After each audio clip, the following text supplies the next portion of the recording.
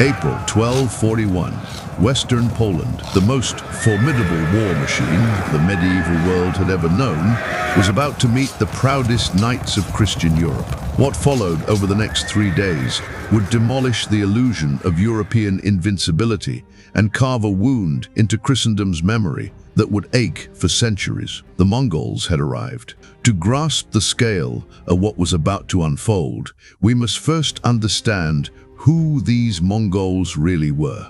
They weren't the mindless savages that frightened European scribes later described. They were heirs to Genghis Khan's revolutionary system of warfare, a disciplined engine of conquest that had stretched its reach from the Pacific Ocean to the edges of Europe in less than 2 generations. Every Mongol warrior was born in the saddle, riding before he could properly walk. He could hit a target with his bow while galloping at full speed, survive on mare's milk and dried meat for weeks, and cover distances that no European force could imagine. By 1241, the Mongol Empire spanned from China's coast to the very doorstep of Europe. The mighty cities of Central Asia had fallen, and the great powers of the Islamic world had been broken. Even China's Great Wall, the so-called barrier against the north, had failed miserably. Now, under the leadership of Batu Khan, grandson of Genghis himself, 3 Tumans, about 30,000 of the most efficient soldiers on earth, had already annihilated Kiev, the jewel of the Rus, and swept through Hungary like wildfire. This invasion was not random plundering. It was a meticulously planned campaign. Batu divided his forces. One army ravaged Hungary, while another marched into Poland, eliminating every possible threat to their flanks. They had already torched Lublin, looted Sandomierz, and left Kalisz smoldering in ruins. Their next target, Silesia, one of Poland's richest duchies. Duke Henry II of Silesia, known as Henry the Pious for his deep faith, understood what was coming. He wasn't naive. Distressing reports had poured in from the east, whole cities burned to ash in a single day, populations slaughtered to the last soul, veteran armies erased within hours. Witnesses called them demons on horseback, fighters who appeared from nowhere and vanished like ghosts. Yet Henry refused to flee. He was an experienced commander and knew that if the Mongols were not stopped here, Europe itself would lie exposed. He sent desperate pleas across Poland, Moravia, and the German states. The response was staggering. The Knights Templar, legendary veterans of the Crusades, answered his call. The Teutonic Knights rode down from the Baltic, their heavy cavalry armored in black and white. Polish nobles set aside their rivalries and rallied their men. Duke Mieszko of Opole brought his full host. Moravian infantry marched north. Even miners from Silesia, men who had never seen battle, took up arms to defend their faith.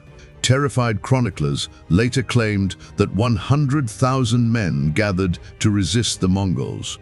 Modern historians, comparing logistics and population records, suggest a more realistic number of 25 to 40,000, still one of the largest European forces of the medieval age. For comparison, William the Conqueror had taken England with barely 10,000 men, and the Crusaders' mightiest armies rarely topped 30,000. Opposing them stood around 20,000 Mongols, 2 Tumans under Baidar and Kadan. The Europeans outnumbered them, wore heavier armor, wielded superior steel, and marched under the Pope's blessing. They believed God was with them. They would soon learn it wasn't enough. Baidar, grandson of Genghis Khan, and Kadan, son of Ogadai, were no savages but masters of strategy, men trained from birth in the science of war. The Mongols had spent years studying European warfare through spies disguised as traders. They knew every strength and weakness of their foes. The European knight was the tank of his time, a man, a horse, and a mountain of steel capable of smashing infantry lines apart. But the Mongols understood their flaws. Knights were slow, their mounts quickly exhausted, and their desire for glory made them reckless. Most crucially, they fought best in close combat, while Mongol warfare was about killing the enemy before he could even reach you. April 7th, 1241, Day 1. The European army advanced from Legnica in traditional formation, a vision that would stir any medieval heart. In the center rode the heavy cavalry, knights clad in chain and early plate armor, helmets glinting in the sun, lances raised high. Each set of armor cost what an entire village might earn in a year. Their war horses, huge destriers bred for power, snorted and pawed at the earth, ready to charge. On the flanks marched Polish spearmen, Moravian crossbowmen, and Silesian miners, wielding crude tools turned into weapons. Priests walked among them, offering blessings and absolution. Banners rippled across the field, the black cross of the Teutonic Order, the red of the Templars, the white eagle of Poland. It was the combined strength of Christian Europe made flesh. Then, on the horizon, dust. Not the heavy dust of a marching host, but a lighter, restless haze that moved unnaturally fast. The first Mongol scouts appeared, small figures on small, wiry horses. The knights laughed. These were the dreaded Mongols, tiny men on half-sized mounts. Surely they could be crushed in a single charge. The Mongols rode closer, but not too close. They stopped just within their bow range, far beyond that of the Europeans. The Mongol composite bow, crafted from layers of horn, sinew, and wood, could strike targets with lethal accuracy at over 350 meters, far beyond the reach of any European crossbow. Their riders loosed their arrows high into the sky, then wheeled their horses and sped away. "Cowards!" shouted the Polish knights. "They flee like rabbits, like women." But fleeing was the plan. It wasn't fear, it was doctrine. For hours, waves of Mongol horse archers tormented the European lines. They would gallop in, unleash volleys of arrows, and retreat before the heavy cavalry could respond. Each warrior carried roughly 60 arrows, with pack horses trailing behind, loaded with hundreds more. 20,000 men times 60 arrows, over 1 million projectiles. The mathematics of death. The Europeans raised shields and endured, but mentally it was breaking them.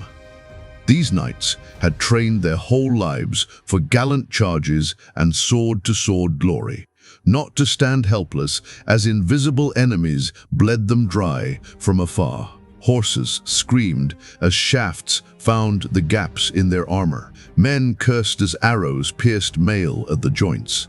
The unarmored infantry suffered the worst. Duke Henry ordered his crossbowmen to return fire, but by the time they cranked and aimed, the Mongols had already slipped back out of range.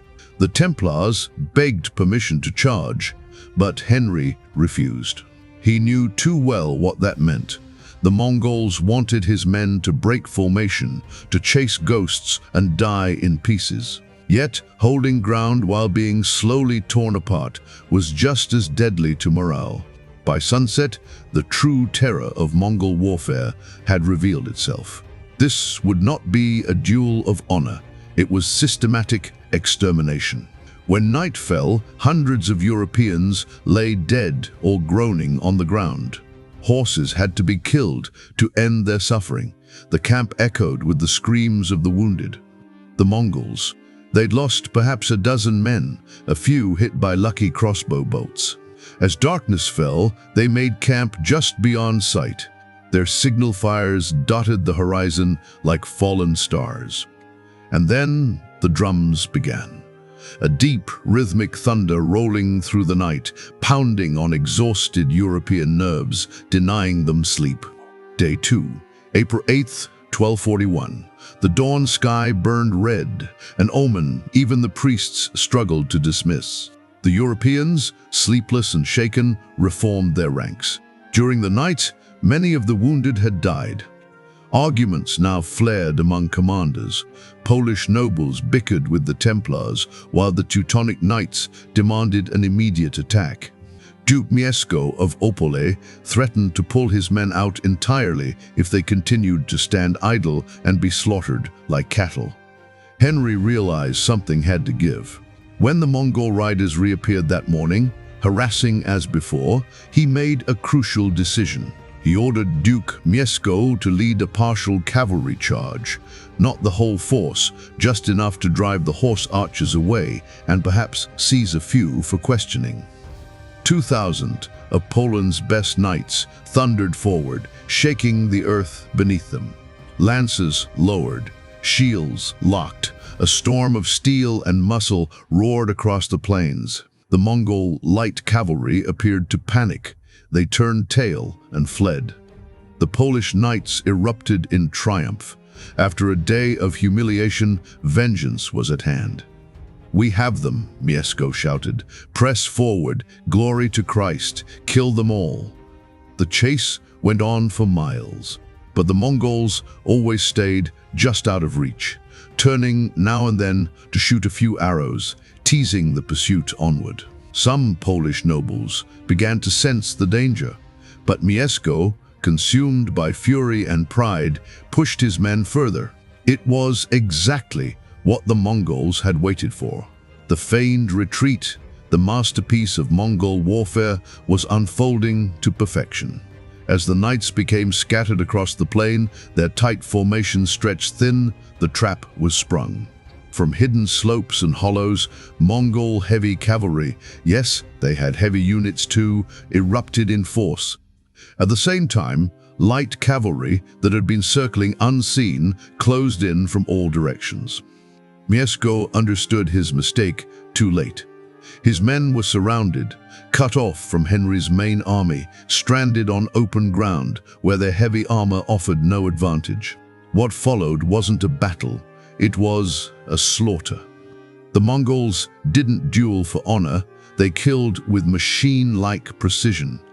They circled the trapped knights, firing volley after volley into the dense mass of men and horses. When the Europeans tried to charge, they met coordinated counterattacks.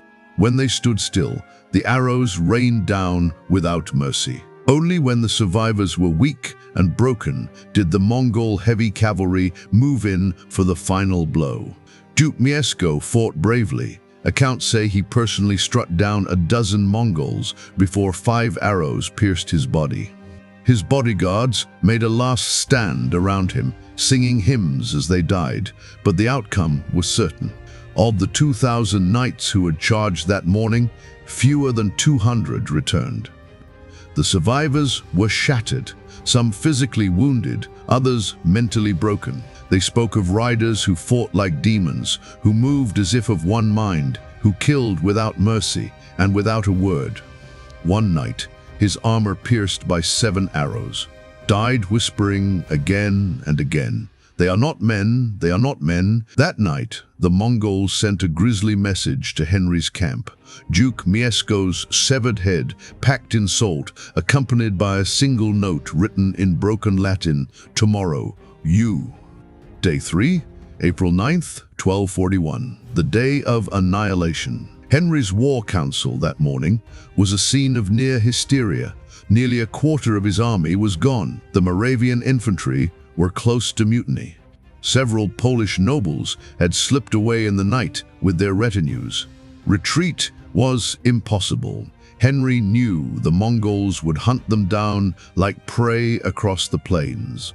There was only one option left: stand and fight, whatever the cost. He chose his battlefield carefully, a rise near the village of Legnicki Pole, or Lenica Field. The slight elevation gave his archers range, and a stream along one flank would guard against encirclement. Henry arranged his forces in a defensive formation. At the center stood the Templars and Teutonic Knights, men sworn to fight to the death.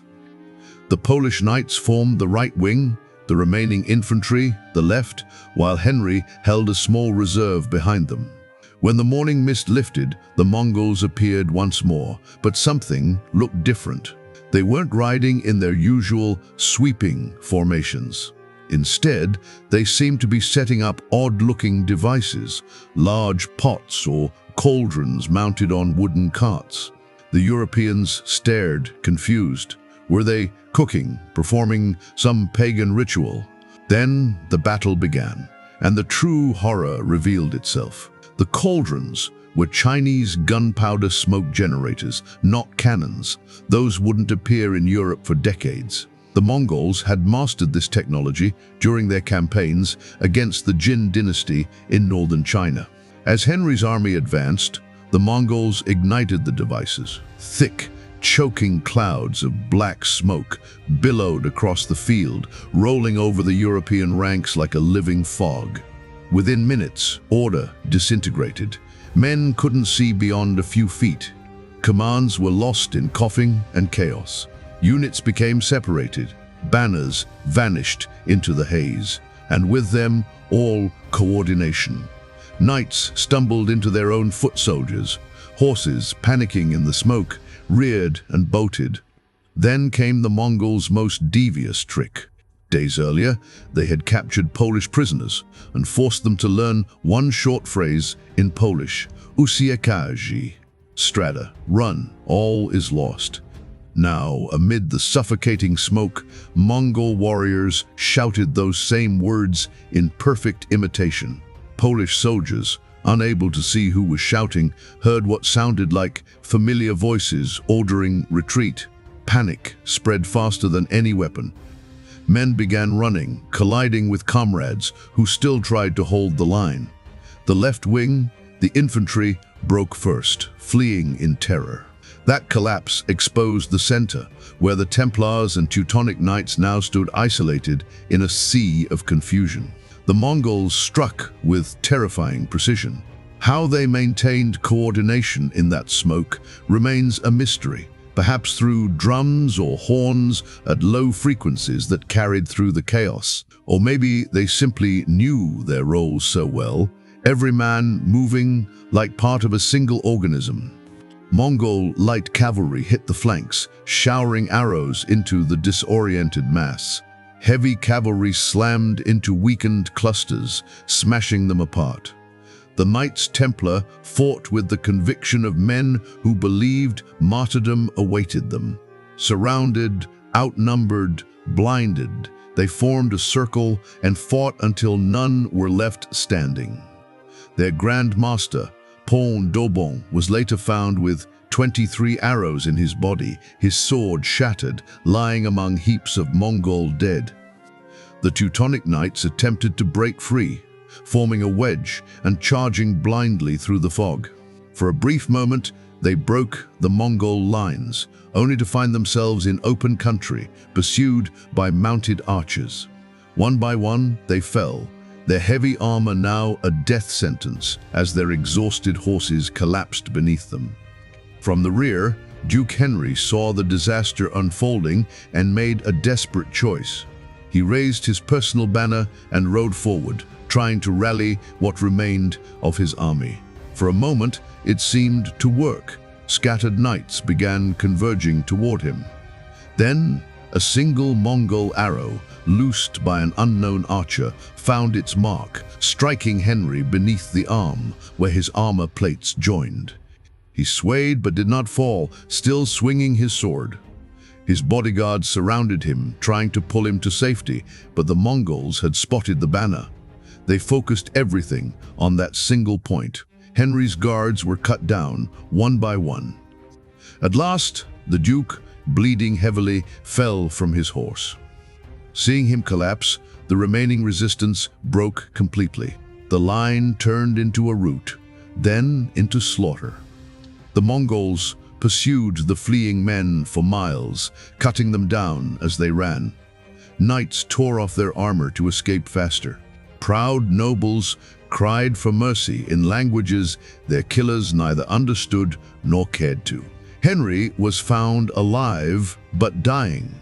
Following their custom of honoring brave foes, the Mongol commanders offered him a swift, merciful death. He refused, saying he would die as he had lived, as a Christian knight. They obliged him. His head was struck from his body and mounted on a spear, paraded through Legnica as proof of victory. Days later, his mother searched the battlefield among the corpses. She recognized him only by his sixth toe on the left foot. By noon that day, it was over. The scale of destruction was beyond comprehension. The Mongols, following custom, sliced off the right ear of every fallen enemy to count the dead, filling 9 vast leather sacks. Chroniclers claimed between 10,000 and 25,000 Europeans lay dead upon the field. Virtually the entire nobility of Silesia had been wiped out. The Templars and Teutonic Knights suffered such devastating losses that it would take a generation before their numbers recovered. Entire dynasties that had ruled for centuries were erased in a single morning. Modern historians estimate Mongol losses at fewer than 700 men, most of them from the heavy cavalry that led the final assaults. The battlefield itself looked like something out of hell. Bodies were piled so thick that a man could walk for hundreds of yards without stepping on the ground. Carrion birds darkened the sky, circling so densely they blotted out the sun. The smell of death carried for miles. For years afterward, local farmers would still unearth bones in their fields. In only 3 days, a smaller Mongol force had completely destroyed one of the largest European armies ever assembled. But the Battle of Legnica was more than a military disaster. It was a psychological one. It broke Europe's sense of invincibility and changed the course of its history. News of the defeat swept across the continent like wildfire. In Paris, King Louis IX ordered new fortifications and reorganized his army with updated tactics. In Rome, Pope Gregory IX called for a new crusade, not to the Holy Land, but to defend Europe itself from the so-called horsemen of the devil. Even the Holy Roman Emperor Frederick II, long at odds with the papacy, suddenly found both sides willing to make peace in the face of this external nightmare. Letters from the time reveal how deeply the terror ran. One German chronicler wrote, "The Mongols are the punishment of God for our sins. They fight not as men do with honor, but as demons with deceit and cruelty.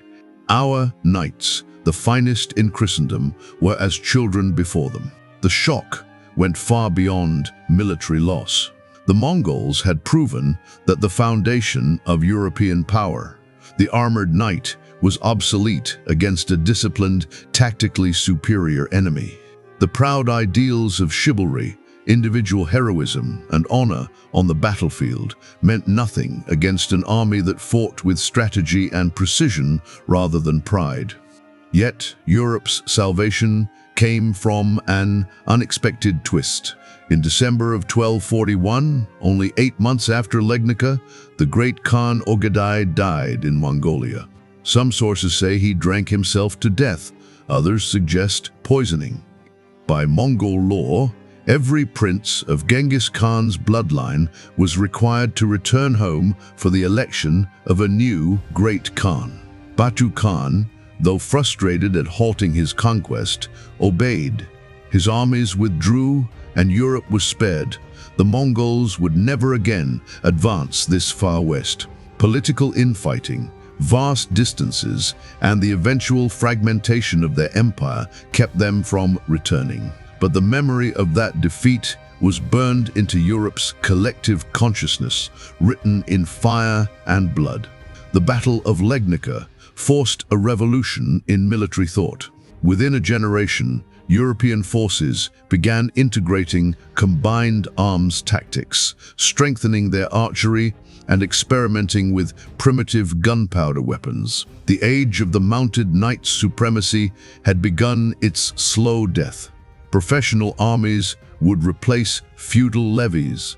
Discipline and coordination would matter more than noble valor. Some historians argue that Legnica may have saved Europe by forcing these changes early. 2 centuries later, When the Ottoman Turks, heirs to Mongol military traditions, marched into Europe, the continent was ready. It met them not with scattered knights, but with organized armies, firearms, and strategy born from painful lessons learned on that blood-soaked plain. Today, the Battle of Legnica is remembered differently across nations. In Poland, it remains both a tragedy and a source of pride, proof that their ancestors stood defiant against impossible odds. In Mongolia, it is celebrated as one of history's most brilliant tactical victories, studied by militaries around the world as a masterclass in strategy and discipline, overcoming numbers and technology. The battlefield itself is peaceful farmland now. A modest monument marks where Duke Henry is believed to have fallen. Each year, on April 9th, reenactors gather there in armor and chainmail, carrying replica weapons to relive the clash. Yet no reenactment can truly recreate the terror of that smoke-choked morning when the medieval world order collapsed on the plains of Silesia. The echo of Mongol hooves still resounds through history, a chilling reminder that no empire, no matter how mighty, stands immune to sudden collapse. At Legnica, the Mongols did not merely defeat an army, they destroyed an entire worldview. They ended an age and forced a civilization to evolve or perish, all of it in just 3 days. 3 days that changed the world forever.